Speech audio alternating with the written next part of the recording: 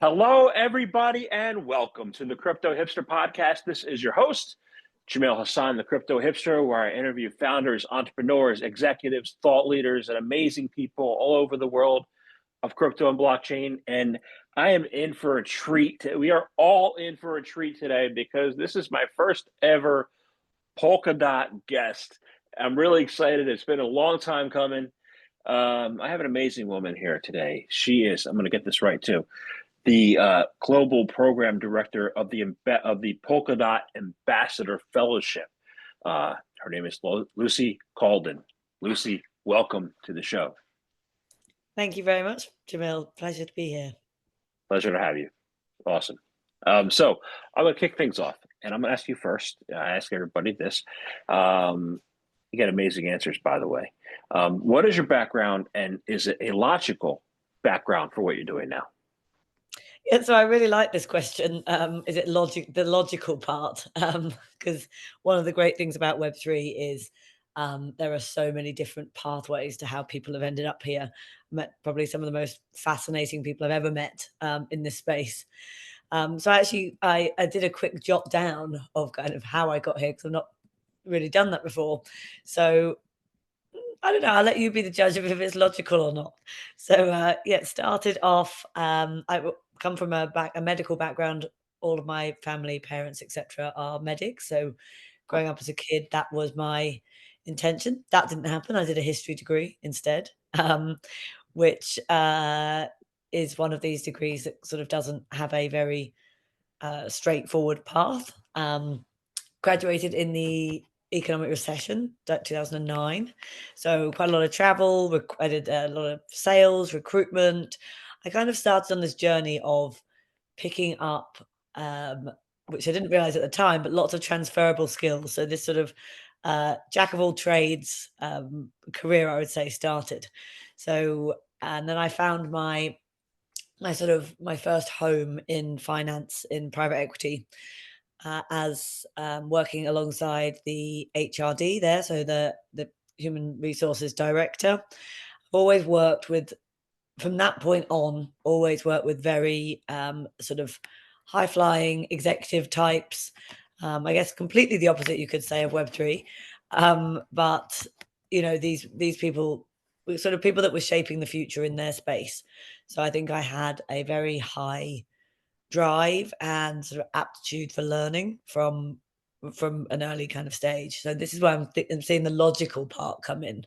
So yeah, I worked alongside CEOs, C-level executives of all types for about 8 years in the private equity space, and from then I moved on to a brief stint in the world of fintech. So I guess that's where I bridged. And I worked for Nicholas Zenstrom, who founded Skype at his venture capital firm, Atomico. And then from there, I found myself working for a company called Improbable, which was a gaming company and then transitioned into metaverse. And then from the metaverse, I found myself in blockchain, and I started at Parity Technologies, which is the engine room behind Polkadot, you could say. And I worked for the co-founder and now CEO Bjorn Wagner for 2 years before we fully decentralized, and Parity shrunk back to the engine room because it had become quite a large centralized body. And I threw myself into the community on the ground. And so yeah, I think it is quite logical in some sort of ways, but it was a mixture of figuring out what I was good at, what I enjoyed, and I guess a lot of it is who I am as a person as well, because I think that very much dictates where you are in this space. It's more of a lifestyle for many people, I'd say, than a job. That sounds perfectly well. It sounds logical to me, and it actually sounds pretty smart. So, you know, Thank you. yeah, yeah. So, Haphazard, but I'll take smart. yeah, smart. Yeah. Haphazard too, but I love it. So, Polkadot. I'm glad Polkadot, after years of cancellations, really I'm glad you and Polkadot have decided to talk to me. This is awesome. So I want to find out, what's Polkadot all about, including your role, your mission, and your vision. Yeah. So Polkadot is, in the briefest terms, a fully decentralized internet, where different blockchain networks can seamlessly communicate and interact with each other. So this allows the free flow of data, tokens across various blockchains. So it's something that's rather different to other blockchain protocols. So it ultimately is what we see as the key behind the real user controlled, like fully decentralized, sovereign Web3. So individuals owning their own digital identity and data with no sort of centralized control. So rather than these sort of isolated, siloed blockchains that we've seen over the past few years, Polkadot's primary focus, one of their primary focuses, is enabling interoperability across all ecosystems. So this creating of a unified but decentralized Web3 rather than lots of individual chains all sort of working on their own thing. And so Polkadot's vision, interoperability, security, obviously hugely important. I think we only a couple of weeks ago saw the latest what can happen when things aren't secure with the 1.4 billion hack. And then scalability. A lot of what Web3 needs to be able to do, and what Polkadot is one of the sort of leading protocols in that space, is the ability to scale. And I'm not a dev, I'm not a technical person. I learn as much as I can every day. I get by, and I feel like every day I'm getting by a little bit better. But as the working with the Polkadot Ambassador Fellowship, we take these sort of mission and vision statements into what we're working on with community. So interoperability, everybody being able to work together within the ecosystem and cross ecosystem. Decentralized, we have, although I'm program director, one of two, it's our job is to provide a sort of framework and guidance in these early days. We've only been around for a couple of months. And so we're building a sort of onboarding, rewards and recognition, learning. So a sort of framework that people can then take and they can adapt to their communities, to their individual interests. So it is fully decentralized, but with these sort of hubs that we hope people will sort of build on their own, and then scalable. So it will be the first on-chain decentralized community in the world. I say will be because we started 2 months ago, so we're still refining the palette, or the piece of tech in which this is built. Trying to use non-technical words. And once that is up and running and we have sort of put that basic infrastructure in place, we will be opening the doors to anybody. Any individual can join the program. All they have to do is open a wallet, Polkadot wallet, lock one dot, and verify their identity. And they will be officially an on-chain member of this fellowship.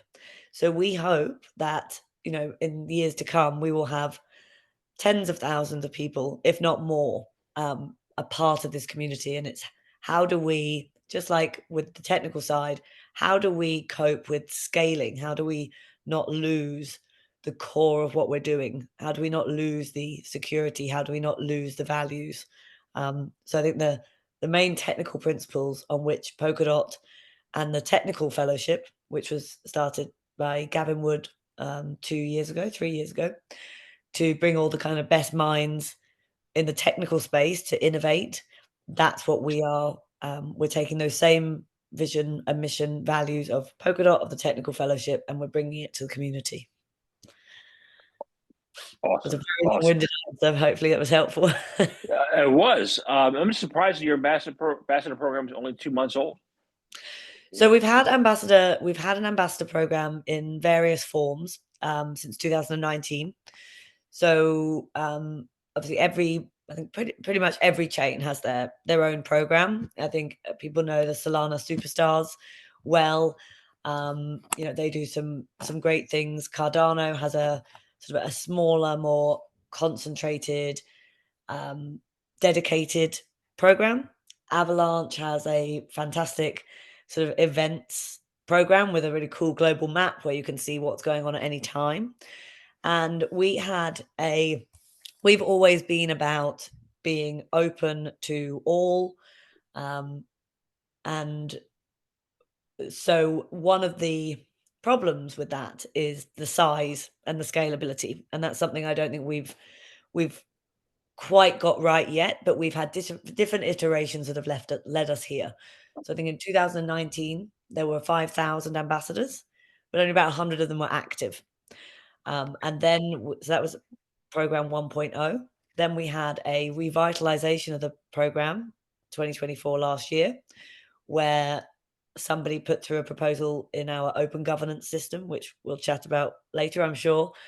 They put in a proposal to appoint 21 elected head ambassadors on a sort of a full-time salary, and then those people would build a program to then onboard senior ambassadors and ambassadors. That didn't work exactly as planned for a number of reasons. Firstly, a lot of the people that you would want and were elected into a program like this have full-time jobs or commitments elsewhere. So as much as they're putting as much as they can in, they have other commitments. So getting that kind of full-time commitment is quite difficult. Plus, there's obviously the kind of the bureaucracy that comes with creating essentially a small centralized body to run a program. So what we did is we took all of the learnings, all of the Polkadot voices, the feedback, the what went right, what went wrong over those 5 years.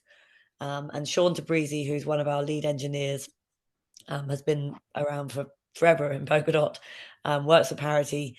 He had sort of brainstormed this idea about this sort of this potentially huge community that could be on chain and that could be supportive of all types of individuals. So whether it's full-time, whether it's a couple of hours here, whether you lie dormant for a little bit, whether you're a CEO of, Microsoft, but you want to come and, learn about Polkadot, you can come in at the early ranks. So we brought all of this together and we wrote a 19-page manifesto, which is, but it's sort of by the community voices. And we laid out exactly what we were aiming for: mission, vision, goals, ranks, etc. We tried to make something that was as robust as possible to be scalable, resilient, etc. Yeah, and so that's how we've ended up here with the ambassador program, or the ambassador fellowship that we have. So it's the best of everything we've had before and all of the learnings that we've experienced. And so we hope this time we might nail it on the head. But it will always be an iterative process because it is a program by the people for the people, and that's the thing that we need to protect most highly. So I think when I hear you say resiliency, thought leadership, consistency, all these positive things, I think the vision for your program matches your blockchain. Exactly. Awesome. Yeah. Awesome. So you were helping developers, right? You're helping build the future of blockchain developers. And there are some critical blockchain industry initiatives in 2025. I want to find out how you're positioned to address them. One of them you mentioned is Bybit, reducing the hacks. But what are the other important initiatives in the industry this year, and how are you well positioned to address them? So I think one of the things that we are seeing spoken about extensively, and I was actually on a panel at East Denver that was it was called The Human Algorithm: Building the Soul of Crypto. And so it was supposed to be about, sort of my my area of expertise, so community building. But actually, the two people that I was on the panel with both talked about digital identity rather than community. But I think it really highlights the fact that this is the topic of this year, I would say. So the shift, Web3 is obviously the shift towards user-owned internet. But as it continues to gain momentum, we're seeing more and more of these decentralized identity solutions, allowing for self-sovereign, so self-owned sort of credentials. So taking away the ability of centralized companies to harvest your data, sell your data. And I'm not sure how many people are really aware of every time you sign up for something online that you're giving, you're signing a waiver many times to give away your data. You don't know what they're doing with it. People are doing with it. Obviously, we had this all came up in the last few years, but it's really the key focus. It seems that lots of people are working on this sort of idea of Sybil resistance. Well, that's the other part, the proof of personhood. So there's holding your own data, and then also proving that you're a human who has this data. So that they're the two sorts of things. So Polkadot has a couple of really exciting projects that are sort of leading in this space. One of them is Kilt Protocol. So that's we call it a DID, so a decentralized identity protocol. And it lets users create verifiable self-sovereign credentials that can be used without the requirement to expose any of their personal data to centralized authorities. And then Frequency, which is a project by Frank McCourt, who is publicly in the TikTok camp at the moment. So we have a leading bid for the acquisition of TikTok's North American operations. And Frequency, headed up by a guy called Braxton Woodham, is a decentralized social media company, and it's developing a blockchain on Polkadot to provide infrastructure for a wide range of social media platforms. So one of its aims is to eliminate the unchecked practices of harvesting data and sale of data, as I spoke about earlier. So they've become so common in the Web2 space. I think as I said before, I'm not sure how many people realize, even with the targeted ads and everything, your phone is kind of listening to you, all of this sort of stuff as well. And once they have your data, what they can do with it. So those are the sort of the proof of identity. Then that's the data. Then there's the proof of personhood. So this aims to solve the issues with bots as one of them. So bot-driven manipulation of data, of services, if you've ever been in a queue for a ticket for an artist or a festival you really want to go to, so many of those people in the queues are bots, for example. That's a real human example. Also things like online gambling, poker, etc. You'll find a lot of bots in the system. There are lots of much more sort of industry critical things that need to be addressed as well. But I think they're two real life kind of examples that people will be able to understand. So yeah, proven personhood aims to solve these issues and pave a way for a more transparent and fair decentralized ecosystem. So I'm going to get this right. Proof of personhood is a cryptographic method to verify that digital identity represents a human being. And I think Gavin uses the example of Demolition Man, where the guy takes the eye out of the other guy and uses it to open a door, whatever it does. So we are looking at lots of different ways that you can do this. Currently, we have the tattoo. So you can actually get yourself tattooed and have it. Yeah, so it has a code underneath it. The tattoo is of a blackbird, which is the Kusama, which is one of our networks to build on. It's a little bird, and you can have it however you want. Then it has the little code underneath, so you can be scanned wherever it is on your body. So this is what we're playing around with. But one of the most important reasons for this is on-chain governance, airdrop distributions, and sort of decentralized reputation systems. So we're helping to fight those to fight for those causes. Awesome.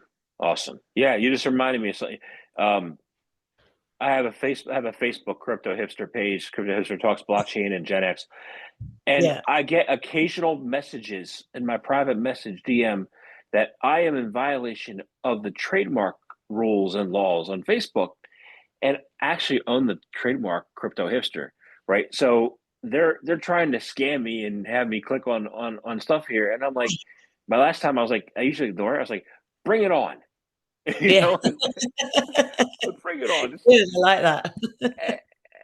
But yeah, it's unbelievable how much that like, but you just get used to it. I think most people, myself included, you just get used to not having your own data, and it just you get used to having these personalized ads, or you've had a phone call with somebody or exchange messages, and next thing you know, you're being advertised something. But I think it's important that we remember that's not normal and could be pretty dangerous. Well, the thing is, I thought about it afterwards. I was like, Facebook could shut me down for any time they wanted to, Yeah. But on Web3, they can't, right? Yeah. So, how was, and you said an important word earlier, you said it, sovereignty. Yeah. So how is Web3 rewriting digital sovereignty, and especially like when like the Facebooks of the world control the supply of everything? How do you break through that and break it down?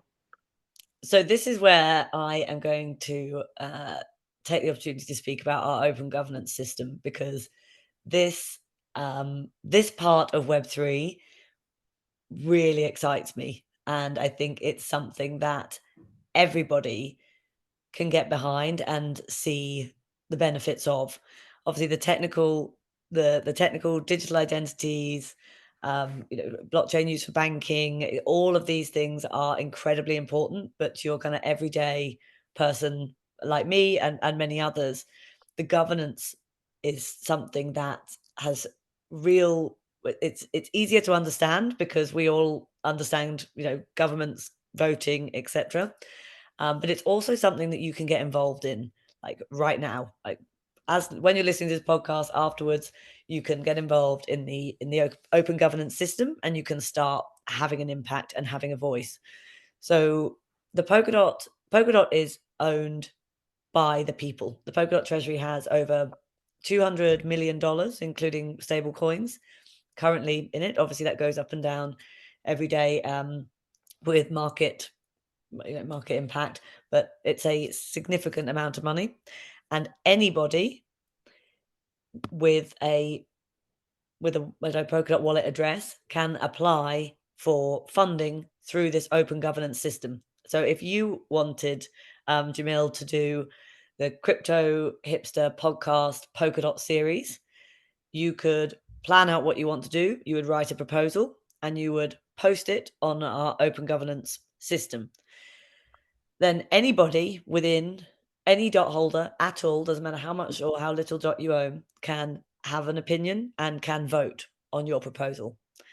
And there are different tracks that you can go down depending on how much you're asking for, depending on if you're asking for money or if you're asking for a sort of system change. There's a whole plethora of things you can do. And depending on that, there is a period of time which voting happens over. It's usually for the bigger proposals or most proposals 28 days. And if by the end of that period you have a majority of over 50%, then you are voted in, and automatically the on-chain mechanism kicks in, and you are awarded either the finances that you asked for or the change in the system that you asked for. So it's really cool. We see so many different proposals coming through. We see technical proposals, marketing proposals, business development, investor relations, branding, naming. We had when we brought out the concept of elastic scaling, people were talking about Polkadot 2.0, and Gavin Wood didn't feel that Polkadot 2.0, he thought we should wait until we've actually implemented it before we do a name change. And so lots of people in the community were talking about different things. So somebody just put it on chain. Shall we call it Polkadot 2.0 now? And it was voted yes. So that was it. The narrative was set by the community, which is super cool. So this open governance system is an opportunity. It's a gateway, I would say, for anybody to come in and see how, Web3 is rewriting sovereignty, digital sovereignty and individual sovereignty. And also through the system, bad actors and regimes are sort of paralyzed to exert any control or undue influence in ways we've seen previously. So there's no sort of centralized corruptible bodies within Polkadot, which makes it extremely unique and, back to our word, resilient in the blockchain world. So we're constantly, it's only, I think OpenGov is 18 months old. So we're very much in our nucleus stage, and we're getting things right, we're getting things wrong, but we're constantly iterating and adapting to see how we can really make this system, because by human nature, we are corruptible. We like money, we like power. So we are constantly looking at different methods to outweigh, to give the smaller voters, for example, more of a voice, because it still has to be a meritocratic system. It's not one person, one vote, one person, one vote. So you do have people with greater voting power, but so we constantly looking at ways of how we can bring encourage smaller voters pools to form bigger pools, and how to sort of counteract those bigger voters. But I say it's any iterations, any changes, any developments can be suggested by anybody in the community. So it's everything is for the people, by the people, which is what I love about this particular protocol. What I love about Polkadot. You got me thinking now. So, I can see on your face. Yeah. I saw where there was a podcaster who submitted, I think it was last year, who submitted a proposal and then got a series of shows. So I gotta after we're done, I gotta think about it. Like it sounds really promising. So awesome. Cool. So I want to talk about something else related, and that's Polkadot University. Yeah. Right. Why should people attend Polkadot University? What are they going to, and why especially people new to crypto attend Polkadot University and then begin their sovereign, career? Yeah. So education is at the heart of Polkadot and of the Polkadot Ambassador Fellowship. And the university is the Polkadot Blockchain Academy, which kicked off in September 2022 in Cambridge. And it was an in-person course only back then. So it was in Cambridge, Buenos Aires, Berkeley, Hong Kong, Singapore, and they did a 4-week residential course. Started off with a course just for developers, and then pivoted. We're always pivoting, always learning, and it pivoted to have a founders track as well. So sort of less technical, still coding involved and things, but sort of for people who already had established businesses or like fledgling businesses, or sort of wherever stage they were. But it was more of teaching other skills, sort of how to kick off your business as well as how to code and build it.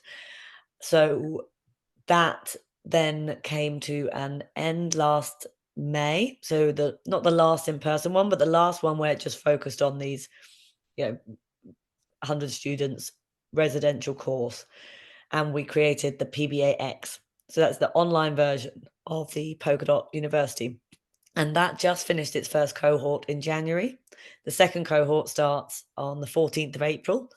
Not sure if you can still sign up, but people should definitely have a look into it. It's a 4-week course.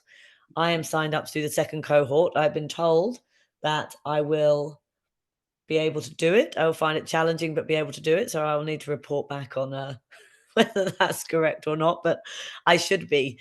And then excitingly, there are other strands now being built to this. So obviously Polkadot is it's a technical protocol. So we want to be, building the future with new devs, new engineers, new founders.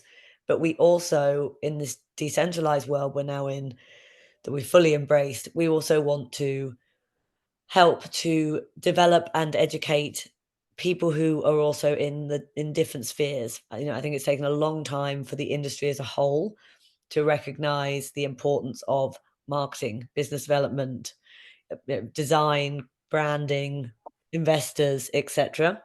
So we're constantly looking at developing new courses that can that sort of have the core PBA at heart, but also bring in sort of newer skills. So with the fellowship, Polkadot Ambassador Fellowship, we are partnering with Polkadot Blockchain Academy and working on a course for our sort of our more entry level ranks. So it will be even simpler than the PBAX. So that's really going to go out to the masses, we hope.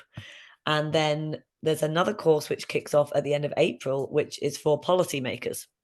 So there's going to be an on-site retreat for British and I'm not sure other policymakers globally, or if we're starting with just UK policymakers, but to start to help educate governments on what we're doing and the importance of the Web3 scope.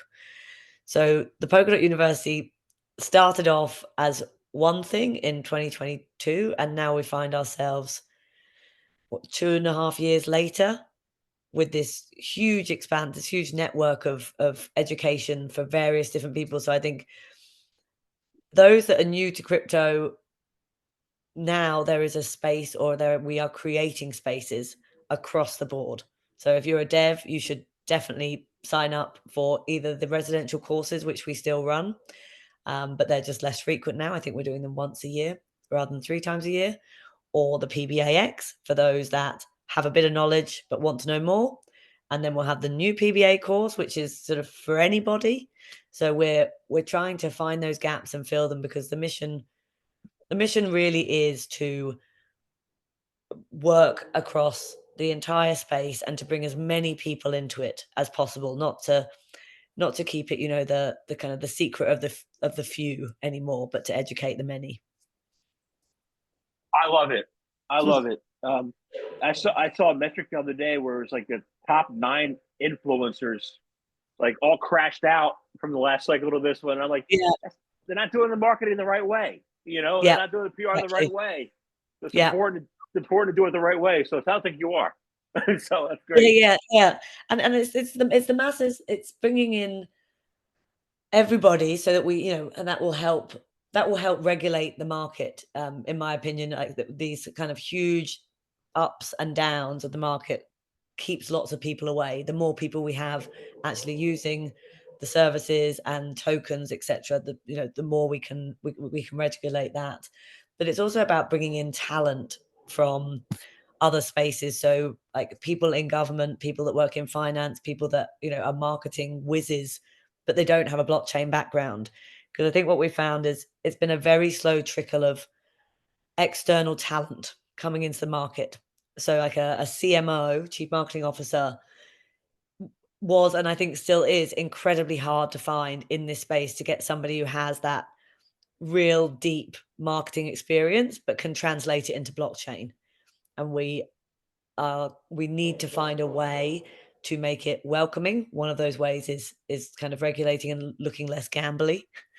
One of these ways is, and most importantly, is helping such individuals to understand the real gravity of what we're doing here, to make it more, attractive for them to want to, give up what they're used to and bring their skills over here, because I think we're desperate for them. We need to broaden in all senses of the word. I agree. Wonderful. Awesome. I wish you continued success, and I'm interested to look back a year from now and see where far you come. So that sounds awesome to me. So I want to thank you very much for your time today, for speaking with me. I enjoyed this, and I have one last question. Yeah. How can people find out more information about you and about the ambassador program at Polkadot? Yes. So Polkadot.com has everything you need there for Polkadot, all of the kind of the guidance of where things are. The ambassador page is being updated as we speak. So new information will be on there by the end of the month. To get in touch with me, I am at Lucy Coulden on X. So please ping me anytime. Very happy to DMs are always open. We're setting up that infrastructure, as I said. So it's a super exciting time to be part of the Polkadot Ambassador Fellowship, but even more exciting time to just be part of the Polkadot ecosystem in general. We are, we're working on what decentralization really looks like on the ground. So setting up, help desks and setting up frameworks to make it easier for people coming in to navigate, because decentralization is a mad landscape and it's super fun, but it's also really intimidating. So over the next few months, you're going to see less and less of this sort of asymmetry of information and more cohesion, but in a decentralized fashion. So website and Twitter, follow Polkadot on Twitter as well. We do a lot of our external kind of conversations out there, and the Polkadot Discord, which is actually the perfect place for anybody who from a kind of more, I guess, slightly technical perspective, or not technical, but maybe a bit more cyberpunky. It might not be, for your mum or for your, CEOs of your Web2 companies, but it's a great place to go and hang out and learn.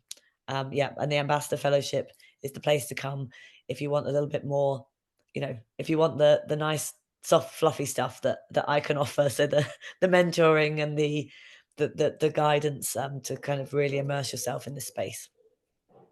Awesome. Thank you very much for your time today. Thanks so much, Jamil. Thank you.